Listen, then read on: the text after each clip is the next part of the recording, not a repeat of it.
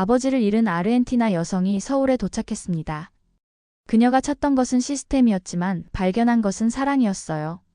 기술이 아닌 사람을, 시스템이 아닌 철학을 만난 감동 실화. 지금 시작합니다. 저는 마리아 벨렌 코르도바입니다. 부에노스아이레스에서 태어나 자랐어요. 하지만 제가 기억하는 어린 시절의 여름은 언제나 어둠이었습니다. 6살 때 처음 정전을 겪었어요. 부에노스아이레스의 2월은 섭씨 40도를 넘나들죠. 에어컨이 멈추면 집안은 금세 찜통이 됩니다. 어머니는 저를 품에 안고 부채질을 해주셨어요. 그때 어머니 얼굴에 흘러내린 땀방울을 지금도 기억합니다. 미안해 마리아, 조금만 참아라. 어머니의 목소리는 떨리고 있었어요. 전기가 언제 들어올지 아무도 모르거든요. 때로는 하루, 때로는 사흘 동안 암흑 속에서 지내야 했습니다. 12살이 되던 해 저는 깨달았어요. 우리 동네만 그런 게 아니라는 걸 말이에요. 부에노스아이레스 전체가 매년 여름마다 이런 일을 겪고 있었습니다. 전력망이 낡았고 민영화 이후 투자는 줄어들었죠. 정부는 손을 놓고 있었어요. 가장 끔찍한 기억은 2001년 여름입니다.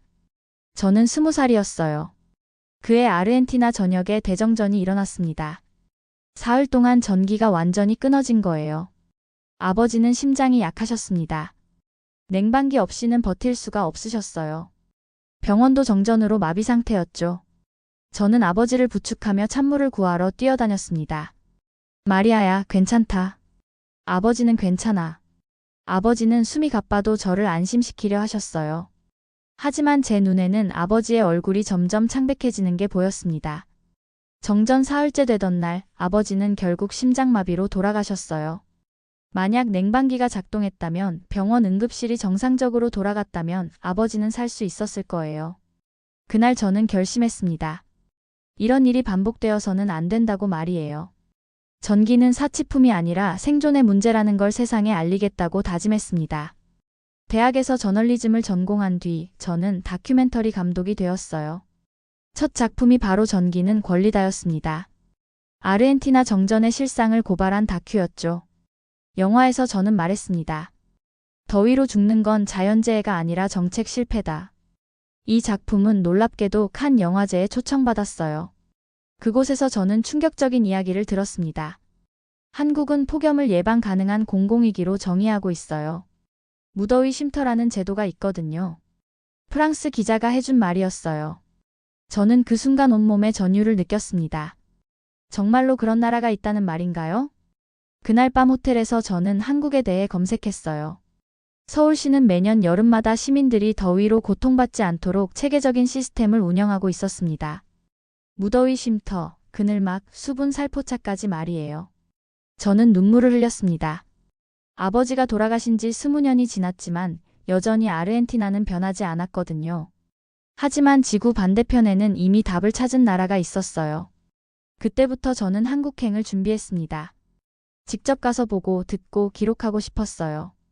어떻게 한 나라가 여름을 두려워하지 않을 수 있는지 말이에요. 2025년 6월 저는 마침내 인천공항에 도착했습니다.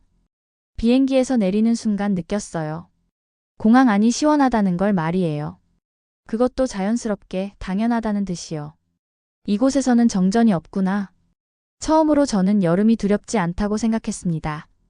이곳에서 저는 무엇을 발견하게 될까요? 그때는 몰랐어요. 제가 찾는 건 냉방 시스템만이 아니라는 걸 말이에요.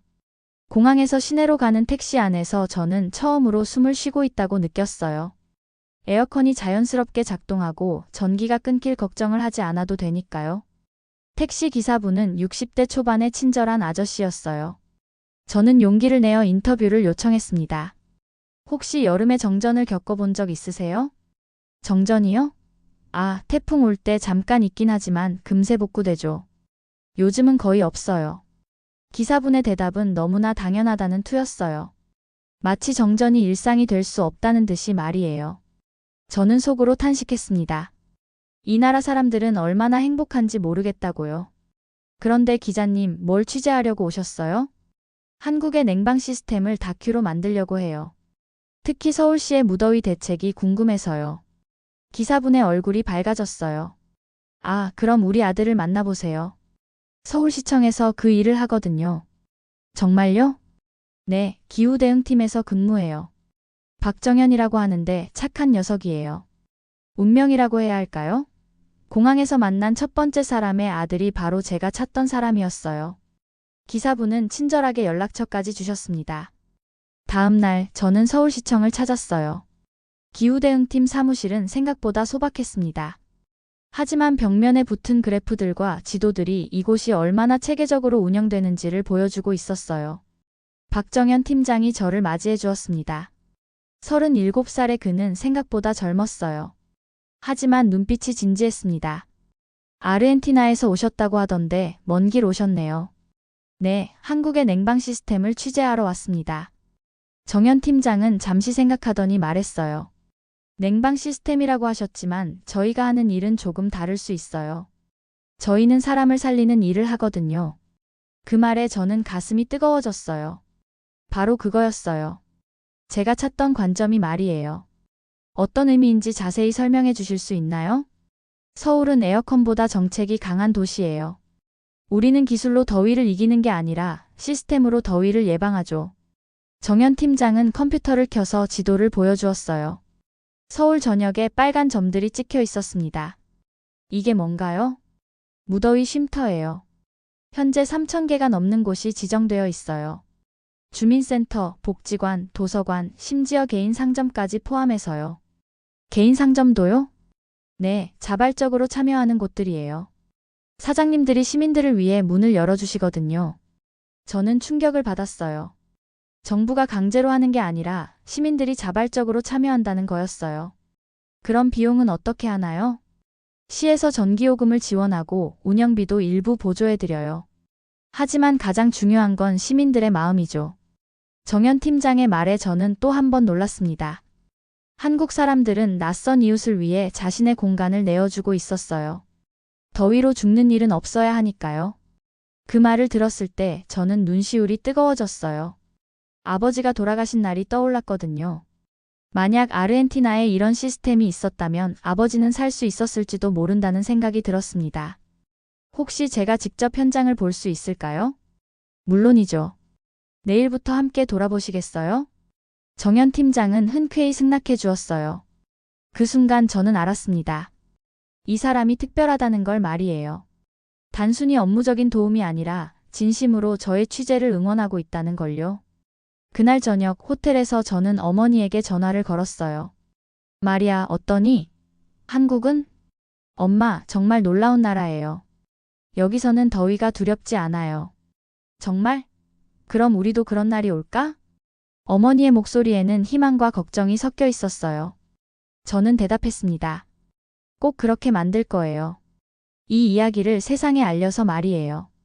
전화를 끊고 나서 저는 창밖을 바라봤어요. 서울의 밤이 환하게 빛나고 있었습니다.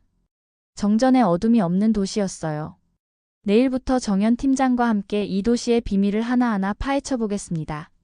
어떻게 한 도시가 모든 시민을 더위로부터 지킬 수 있는지 말이에요. 다음 날 아침 정현 팀장은 약속 시간보다 일찍 나타났어요. 손에는 시원한 음료수 2개를 들고 있었습니다.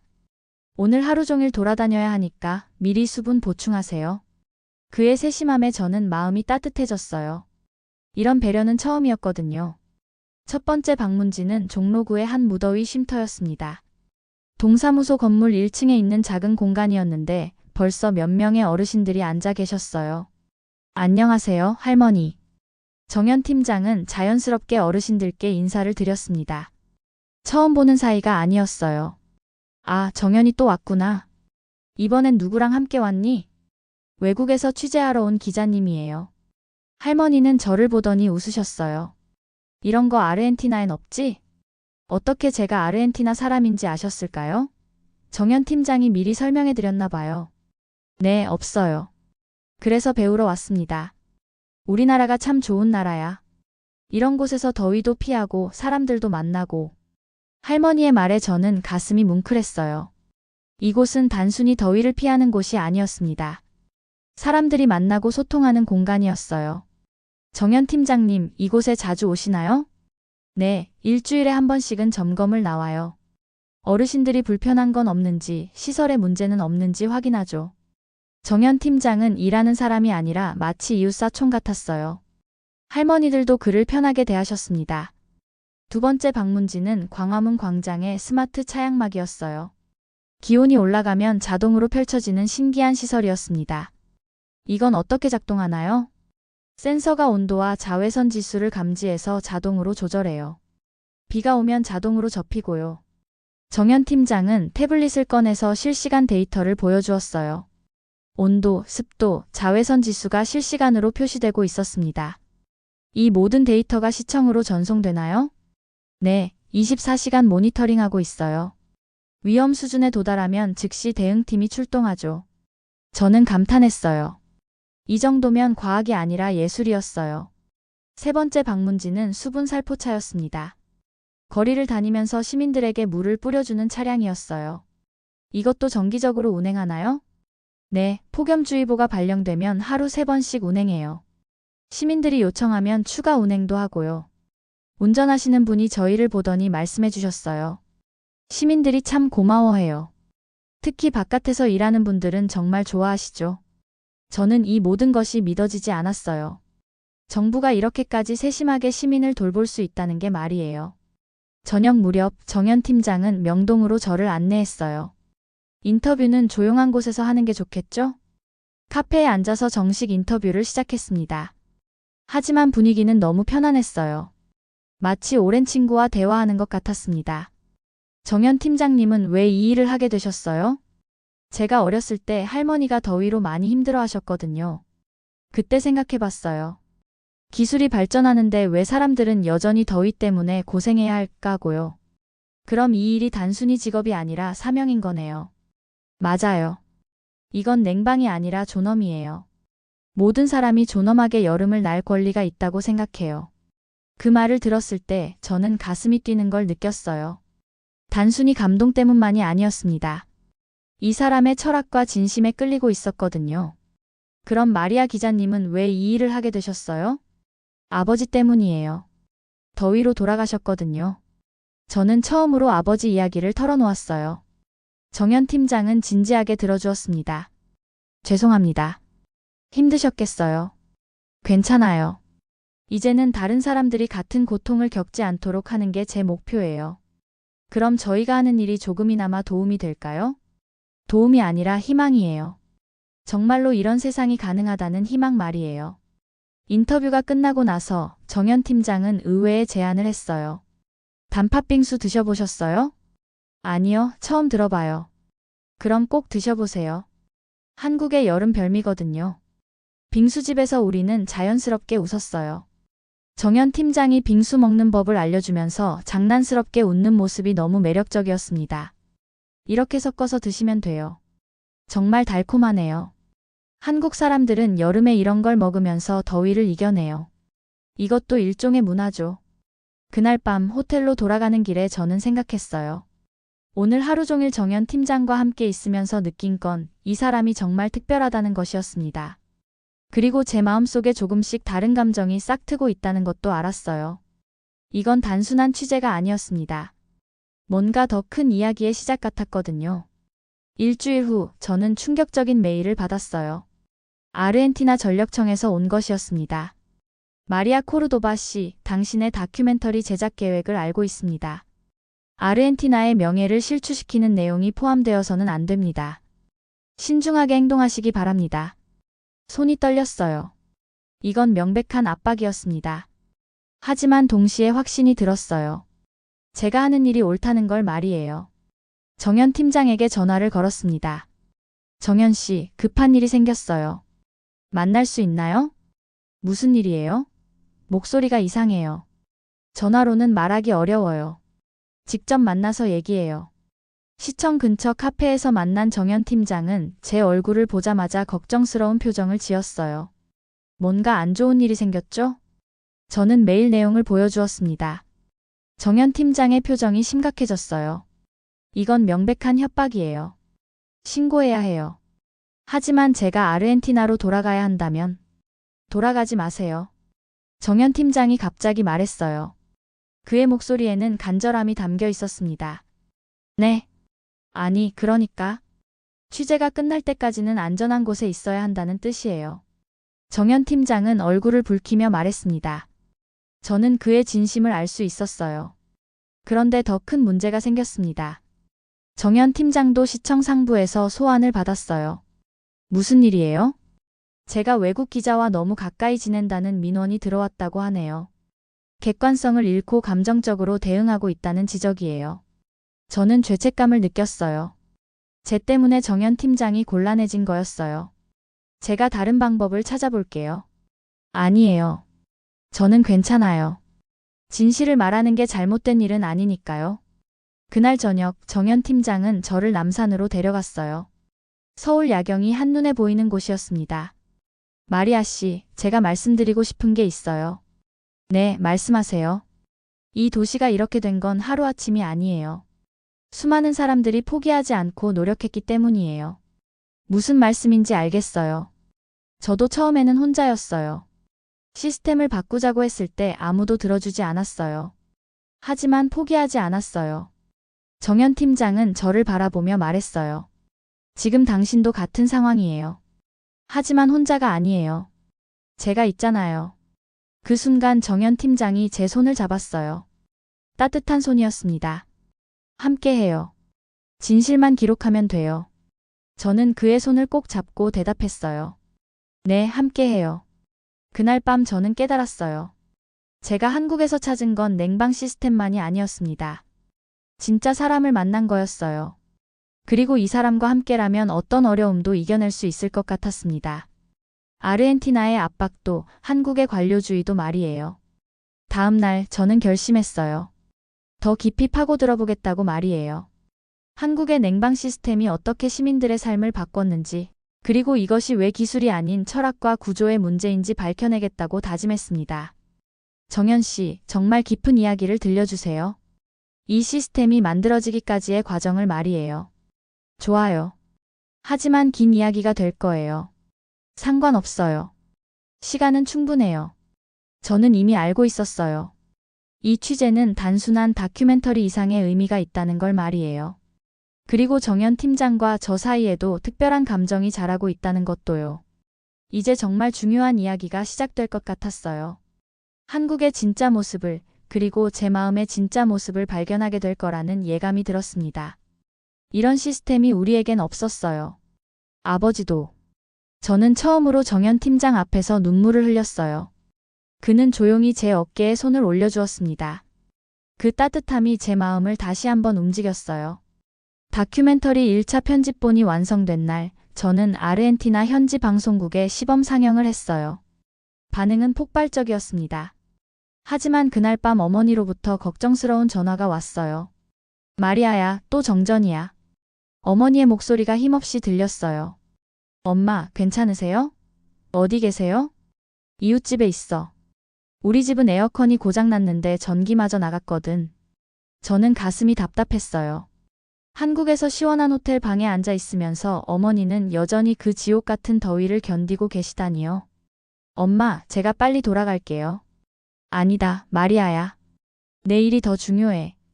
우리 같은 사람들을 위해서 꼭 그 일을 마쳐라. 전화를 끊고 나서 저는 울음이 터져나왔어요. 죄책감과 무력감이 동시에 몰려왔습니다. 정현 팀장에게 전화를 걸었어요. 정현 씨, 저 지금 아르헨티나로 돌아가야 할 것 같아요. 시도해 볼 수는 있어요. 하지만 조건이 있어요. 무슨 조건이요? 당신이 한국에 남아 있어야 해요. 최소한 이 프로젝트가 끝날 때까지는요.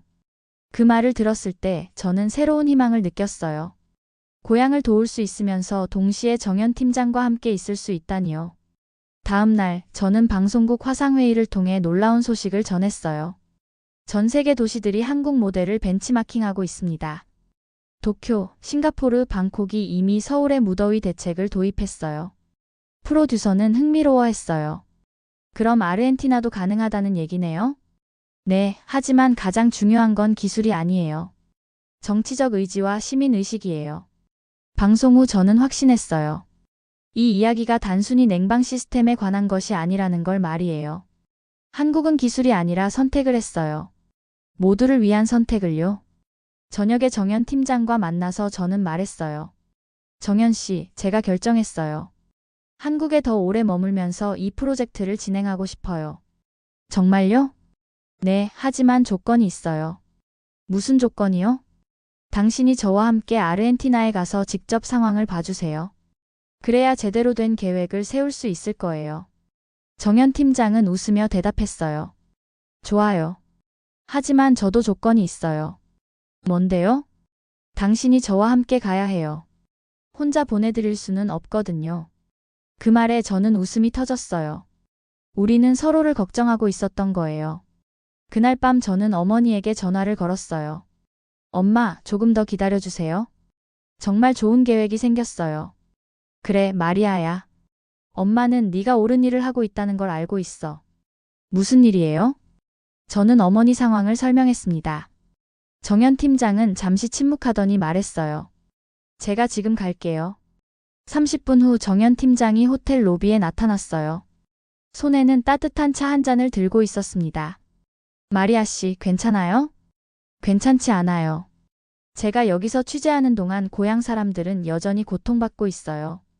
그래서 더 중요한 거 아니에요? 당신이 하는 일이 말이에요. 정연 팀장은 제 옆에 앉으며 말했어요. 마리아 씨가 포기하면 아르헨티나는 영원히 변하지 않을 거예요. 하지만 이 다큐가 완성되면 희망이 생기잖아요. 하지만 어머니도 당신이 이 일을 끝내기를 원하시잖아요. 당신을 믿고 계시는 거예요. 정연 팀장의 말이 맞았어요. 하지만 마음이 쉽게 정리되지 않았습니다. 정연 씨, 솔직히 말할게요. 저는 이제 한국을 떠나는 게 두려워요. 왜요? 당신 때문이에요. 저는 처음으로 솔직한 마음을 털어놓았어요. 정연 팀장의 얼굴이 빨갛게 달아올랐습니다. 저도 같은 마음이에요. 마리아 씨가 떠난다고 생각하니까 견딜 수 없어요. 그럼 어떻게 해야 해요? 정연 팀장은 잠시 생각하더니 결연한 표정으로 말했어요. 당신 고향도 지킬 수 있도록 돕고 싶어요. 무슨 뜻이에요? 서울시에서 아르헨티나와 기술협력 프로젝트를 추진해보면 어떨까요? 당신이 다리 역할을 해주시면서 말이에요. 저는 깜짝 놀랐어요. 정연 팀장이 이런 큰 그림을 그리고 있었다니요. 정말 가능한 일이에요? 사랑해요, 엄마. 나도 사랑한다, 딸아. 전화를 끊고 나서 저는 창밖을 바라봤어요. 서울의 밤은 여전히 밝게 빛나고 있었습니다. 이제 이 빛을 제 고향에도 가져갈 수 있을 것 같았어요. 그리고 정연 팀장과 함께라면 불가능한 일은 없을 것 같았습니다. 사랑은 정말로 모든 것을 바꿀 수 있는 힘이 있었어요. 드디어 다큐멘터리 공식 발표일이 왔어요. 서울시청 브리핑룸에는 각국 기자들과 관계자들이 모여 있었습니다. 저는 떨리는 마음으로 발표를 준비했어요. 여러분, 오늘 공개하는 빛의 도시는 단순한 다큐멘터리가 아닙니다. 이것은 한 도시가 어떻게 모든 시민의 존엄을 지킬 수 있는지를 보여주는 이야기예요. 발표가 시작되자 객석은 조용해졌어요. 스크린에는 아르헨티나의 정전 상황과 서울의 무더위 대책이 대비되어 나타났습니다. 2001년 제 아버지는 정전으로 인해 돌아가셨어요. 하지만 서울에서는 그런 일이 일어나지 않습니다. 왜냐하면 이 도시는 기술이 아닌 철학을 선택했기 때문이에요. 관객들의 표정이 진지해졌어요. 저는 계속해서 말했습니다. 서울의 무더위 대책은 냉방 시스템이 아닙니다. 이것은 사랑의 시스템이에요. 시민이 시민을 돌보는 사랑, 정부가 국민을 지키는 사랑, 그리고 미래 세대를 위한 사랑의 결과물입니다. 발표가 끝나자 뜨거운 박수가 터져나왔어요. 질의응답 시간에는 예상보다 많은 질문이 쏟아졌습니다. 마리아 감독님, 이 프로젝트를 통해 개인적으로 얻은 것이 있다면 무엇인가요? 저는 잠시 정연 팀장을 바라보았어요. 그가 고개를 끄덕이는 것을 보고 용기를 냈습니다. 희망을 얻었어요. 그리고 그때 갑자기 정연 팀장이 일어났어요. 그는 마이크를 요청했습니다. 잠깐만요. 제가 말씀드릴 게 있어요. 사회자도 관객들도 모두 당황했어요. 이런 일은 공식 브리핑에서 전례가 없던 일이었거든요. 저는 박정현입니다. 서울시 기후대응 팀장이고 이 프로젝트를 함께 진행한 공무원이에요. 정연 팀장의 목소리가 떨리고 있었어요. 저는 심장이 뛰는 소리를 들을 수 있었습니다. 마리아 감독님은 저희에게 새로운 관점을 주셨어요. 우리가 하는 일이 얼마나 소중한지 깨닫게 해주셨죠.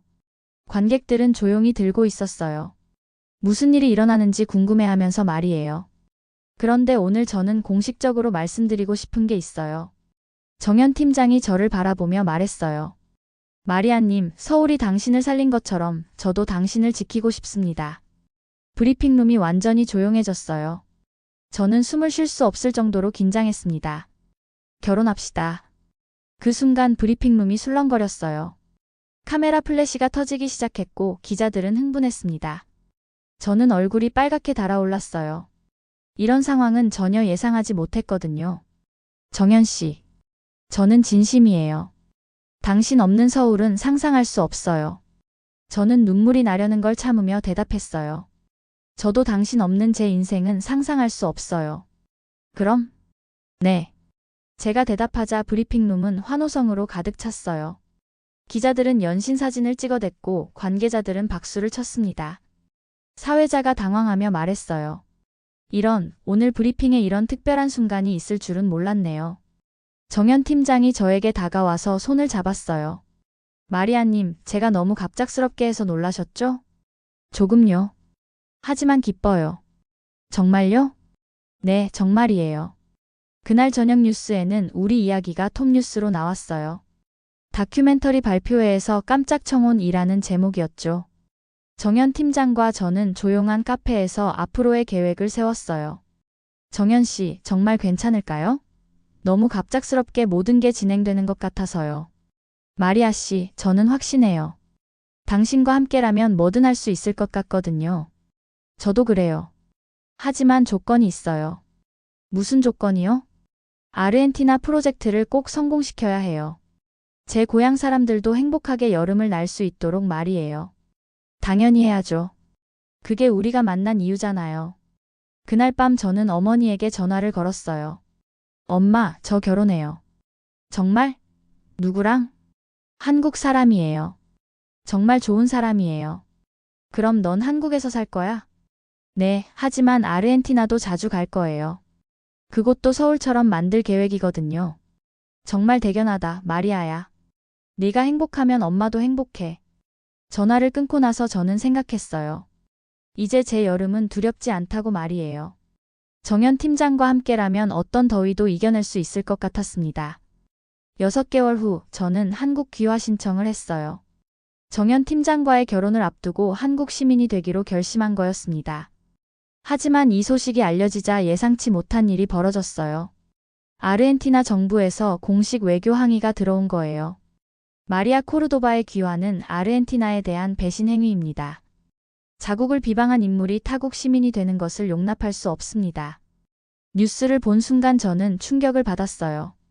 진실을 말한 것이 배신이라니요. 정현 팀장은 제 손을 잡으며 말했어요. 괜찮아요. 우리가 옳은 일을 하고 있다는 증거예요. 귀화식 당일 아침 더 큰 폭탄이 터졌어요. 아르헨티나 전력청의 내부 문건이 유출된 거였습니다. 2001년 대정전 당시 사망자 수 축소 보고, 무더위 관련 사망 통계 조작 지시 시민 안전보다 민영화 이익 우선 정책. 이 문건들은 제가 다큐에서 폭로한 내용이 빙산의 일각이었다는 것을 보여주었어요. 실제 상황은 더 심각했던 거죠. 귀화식장에는 각국 기자들이 몰려들었어요. 한국 정부도 긴장하고 있었습니다. 외교 문제로 번질 수 있는 상황이었거든요. 하지만 저는 결심했어요. 이 자리에서 진실을 말하겠다고 말이에요. 여러분, 오늘 저는 대한민국 시민이 됩니다. 귀화식 연설을 시작했어요. 처음에는 영어로 했지만 중간부터 한국어로 바꿨습니다. 한국은 제가 숨 쉴 수 있게 해준 나라입니다. 한국어가 아직 서툴렀지만 마음을 담아 말했어요.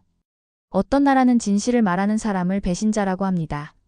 하지만 한국은 다릅니다. 이곳은 진실을 말할 용기를 주는 나라예요. 관객석이 조용해졌어요. 저는 계속해서 말했습니다. 오늘 공개된 문건을 보셨을 거예요.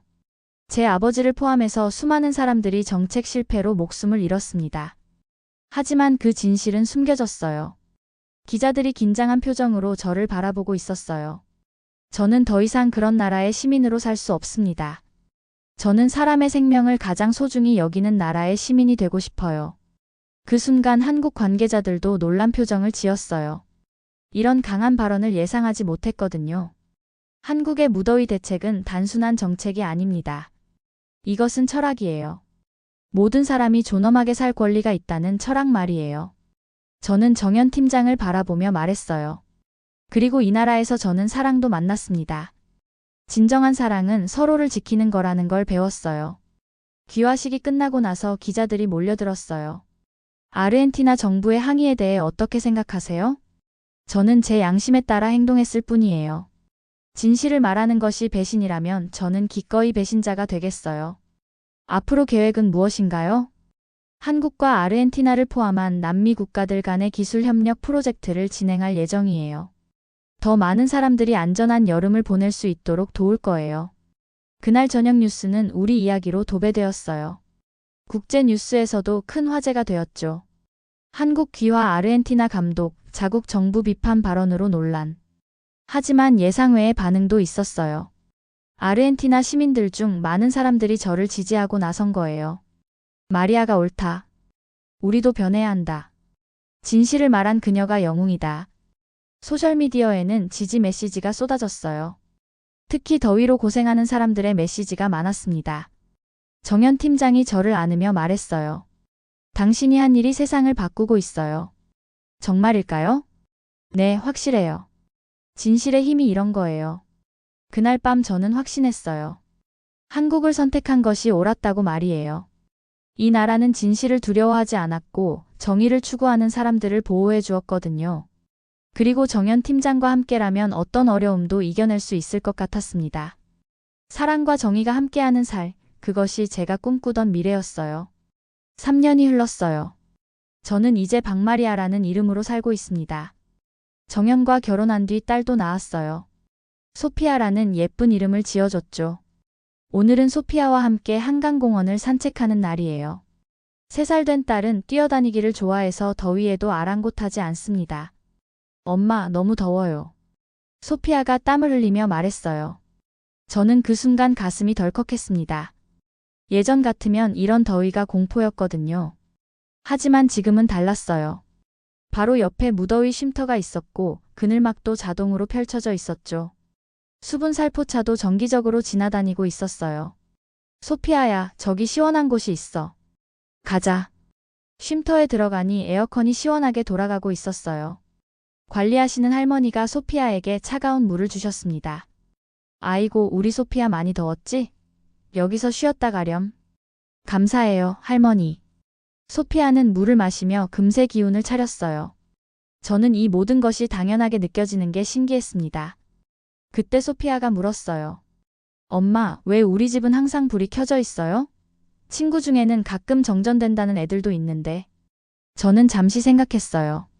어떻게 설명해야 할지 말이에요. 소피아야, 엄마가 책임지는 나라를 선택했거든. 책임진다는 게 뭐예요? 시민들을 지키는 거야. 더위에서도 추위에서도 어떤 어려움에서도 포기하지 않고 지키는 거지. 소피아는 고개를 끄덕였어요. 아직 완전히 이해하지는 못하겠지만 언젠가는 알게 될 거예요. 그날 저녁 집에 돌아와서 정연에게 말했어요. 오늘 넷플릭스에서 연락이 왔어요. 무슨 일이에요? 빛의 도시를 오리지널 시리즈로 확장하고 싶다고 하네요. 남미 7개국의 변화 과정을 담은 시즌 1을 만들자고 해요. 정연의 얼굴이 밝아졌어요. 정말요? 그럼 우리 프로젝트가 성공했다는 뜻이네요. 네, 아르헨티나뿐만 아니라 브라질, 칠레, 콜롬비아에서도 한국 모델을 도입하기 시작했어요. 지난 3년 동안 우리는 정말 많은 일을 해냈어요.